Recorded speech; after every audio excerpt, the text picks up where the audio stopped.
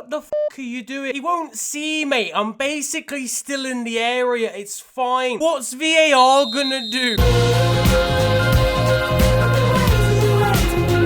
It's your boy. Couldn't go down to the barbers because I can't risk getting a £1,000 fine. I don't have the facilities. I'm incapable of walking down and actually asking for the barber to facilitate me a trim near and welcome. Boy, get out of my office, man. This is why you're not on Unpopular Opinions anymore. Yo, guys, it's your boy, Satisfactory Trim Niren here, and welcome back to yet another episode of FTW. This, of course, is the series where I bring to you the best and more frequently the worst of what football has to offer during the course of the last 7 days. Now, it may be a new week, but it's the same lack of hair follicles for Pep Guardiola. Not a single one, fam. As after a brand new 2-year deal, Manchester City fell to a 2-0 defeat to the hands of Spurs. The new board meeting negotiations for that deal are going to be very, very swift indeed. I'm telling you right now, if this man's cardigans were from Primark, he'd be managing Real Zaragoza. Now we can see the wild mating act between John Stones and Joe Hart. A lot of people were getting vexed at the fact that John Stones and ex-teammate and now Tottenham goalkeeper Joe Hart were, you know, having a fun time. I don't know what they were doing, fam. I think people need to lighten up. Neither of them start. They're not gonna play against each other in this situation, so it doesn't matter. Roy Keane was probably frothing at the mouth. I'm fuming. So to be fair, the balance here from Joe Hart, that's probably his best save since 2015. Now listen, alright, let's be real. Okay, Pep Guardiola is still a good coach, okay? But he's starting to get found out. We've seen this over the last couple of years, and it's been magnified even further by a stereotypical Jose Mourinho performance. However, he is astronomically bold. Come on, man, what are you doing? You bully Pep Guardiola every week. You've got to at least allow it and move on to someone else. You know what, introspective Niren? You're totally correct. Let's leave Pep and start bullying Pepe. Fuck's sake, man. That's not what I meant. Arsenal battled to a goalless draw despite going down to 10 men, and that was thanks to a headbutt from Ivorian Nicolas Pepe. Paying £72 million to watch someone get beaten up when you can just stick MMA on box office. It's just stupidity, really, and it's also cost Arsenal a chance of a victory in a game. They weren't that great in any way, but now they've definitely, like, cost a chance. Mikel Arteta, as I'm sure you'd understand, was far from amused. If I see this croissant eating wee bonbon baguette munching binocular merchant start again, I'm sending him back to Leo. Mikel, do you not think that's a little bit on the harsh side? He's a fucking dickhead, Gavin. And your boys, Arsenal Fan TV, weren't exactly too pleased either, although that seemed to be more directed at the referee for some reason. Adios, Kev's not got a card.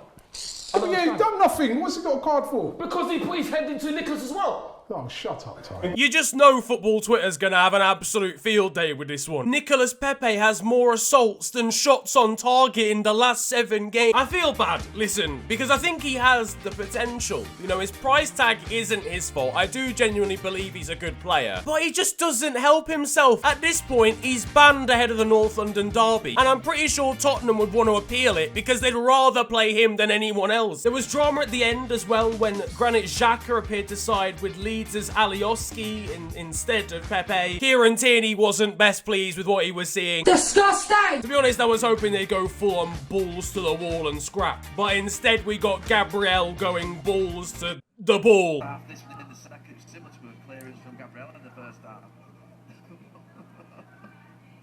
There was at least off-the-pitch joy, though, for Arsenal fans in the form of Mesut Ozil with this tweet at Piers Morgan. He's actually taken his life. This is an annihilation. It's a shithousery award for the German again. Over at Fulham, and after the disappointment of the Ademola Lookman penalty situation from a few weeks back, they were hoping to put that curse and voodoo behind them. Can you believe it? Listen, I'm telling you now, put it in law. Fulham should never be allowed to take another penalty again. If someone goes down in the area, just give him a free kick or something. I've had enough. Richarlison made one fan's day by throwing him a shirt at the end of the game at Craven Cottage. He's even managed to match the shirt that he's given to the fan with his own trousers. Look at him. He's a little fashion guru, is Richarlison. Meanwhile, Gary Neville was caught out by a segment he wasn't expecting on Sky Sports. Alongside Martin Tyler.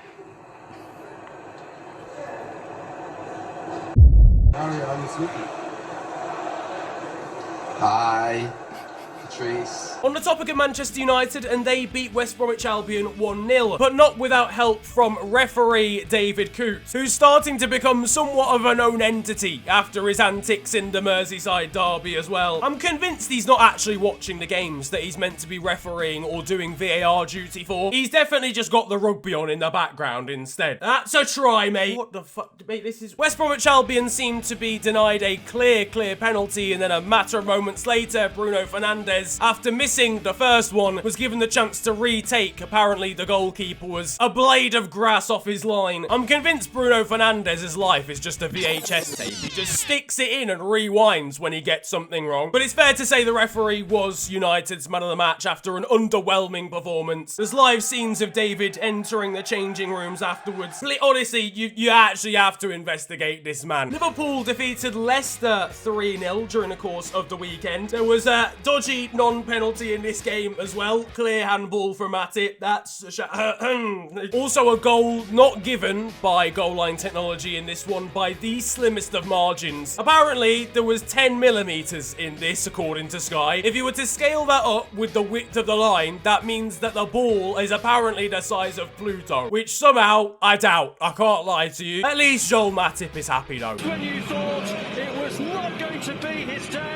Who's a good boy? Meanwhile, over in the MLS, in a playoff game between Orlando City and New York City, we saw perhaps the greatest penalty shootout in all footballing history. After saving what was thought to be the winning penalty, Orlando's keeper and the rest of the side started celebrating, only to realise he'd been caught off his line again by basically nothing. The penalty was ordered to be retaken, and not only that, the keeper was given a second yellow card and was sent off. Orlando then tried to bring on a substitute goalkeeper before being told that they weren't allowed to do so, which meant that one of their outfielders had to go in net. We're halfway through the story, and this is already the stupidest thing I've ever seen. Former Manchester United winger Nani then missed what would have been the deciding penalty, and the outfielder that went in net for Orlando then saves a pen to win his team the game. It sent the Orlando admin into cardiac arrest, and it's just the reason that I low-key love this league. With the defensive capabilities in this league, this is how most games end up finishing anyway. There was 25 minutes between the first penalty and the winning one. I'm trying to decide a football match, not watch an episode of EastEnders. All this penalty shootout was genuinely missing was the referee stepping up and slapping one top bins himself. The Champions League fixture between Hungarian side Ferencváros and Juventus. Ferencváros's Mirto Uzzini decided to celebrate using the Cristiano Ronaldo move in front of Cristiano Ronaldo at his home stadium. They did, however, go on to lose the game, so for that reason, I'll give him 50% of a shithousery award. The idea was great, but the final execution could have been a little bit better. On loan, Benfica defender Jean-Claire Todibo got ready for Champions League action on his PlayStation 5 that he got. He shared this video listening to the Champions League anthem with his new PS5 purchase.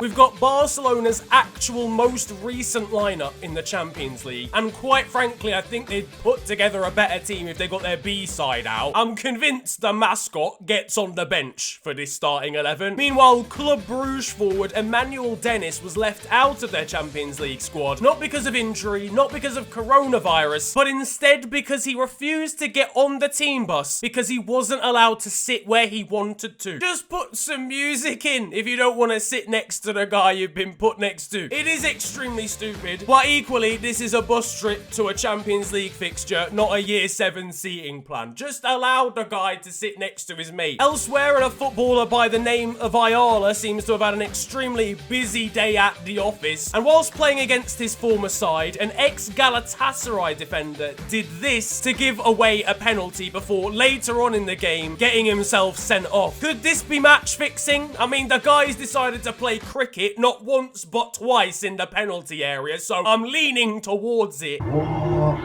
Nah, I never knew that. There's the news that once fans are allowed back in stadiums in England, they're not going to be allowed to chant from the sidelines. How the f*** am I meant to act when I witness a 90th minute screamer?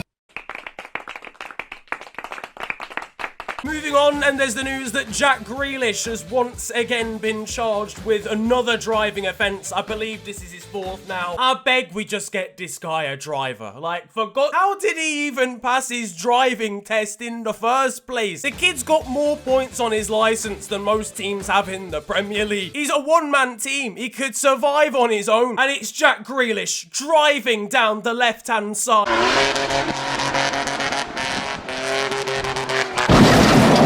Hello all, and welcome to The Beautiful Game, the segment where we take a look at the poetic and brilliant side of the game that we love. We are back by popular demand for yet more glorious beauty.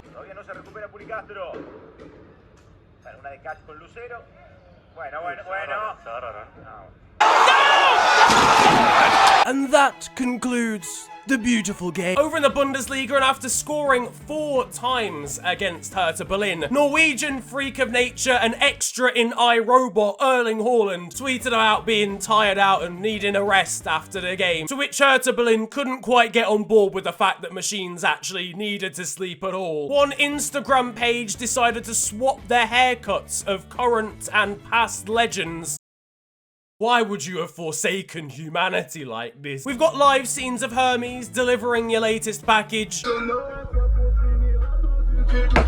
Meanwhile, there's rumours circulating that after the most recent deal to add David Beckham to Ultimate Team as an icon or legend, he's being paid £250,000 a week to be there. To be in a video game. Fam, I'm in the game as well. Where's my paycheck? Lembrando que estaremos sorteando uma camisa hoje. Ah yes, immaculate painting here. A rare sight of the centre oblong. Meanwhile, a Preston defender by the name of Darnell Fisher has been charged by the FA after grabbing the testicles of another player whilst marking him in the area. I mean, there's getting tight, and then there's I mean, come on now. Now, I shouldn't really joke about this, because to be honest with you, it's extremely weird. Now, I guess it's more of a case of ball to hand. No. Over in Bulgaria, and CSKA Sofia have hired Alan Pardew as their new technical director. Alright, Johan, Wayne, I'm getting the squad back together. Oh, boss, I think I can see you over there. Wayne, please don't do that again. Come on, not after last time. I'm not being funny. How has he frauded yet another job? He just got ran out of the Eredivisie. What technicals is he even gonna be directing? Over in Brazil, and we've got this rather interesting trim. And in Romania, it wouldn't be football this week without a random Romanian clip, would it? We've got one of the most outrageous goals you are ever going to see. Not only is it an extremely solid team goal for a 3rd division Romanian side, it ends with a flipping scorpion kick. Now though, it is time for Still 0-0, and you guys know the score by now. This is the segment of the show where I bring to you the best of Sunday League or amateur football, and it's been quite some time before we saw a goalkeeping howler in this segment, so here is a goalkeeping howler.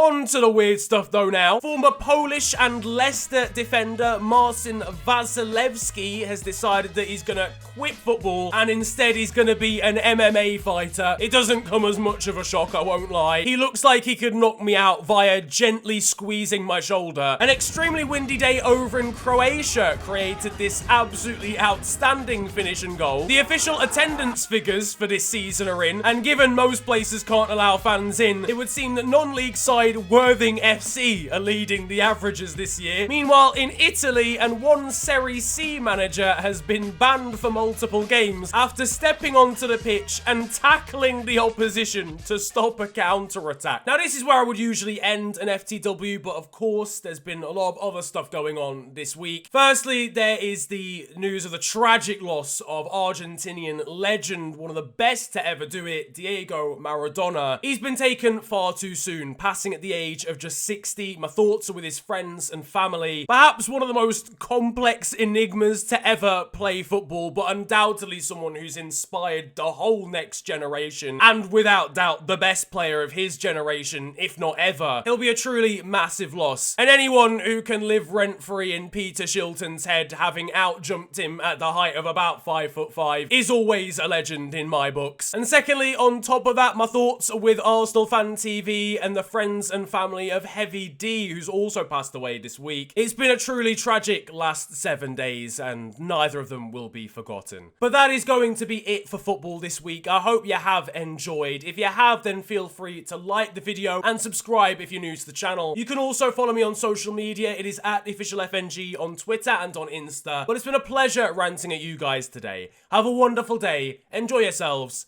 and goodbye.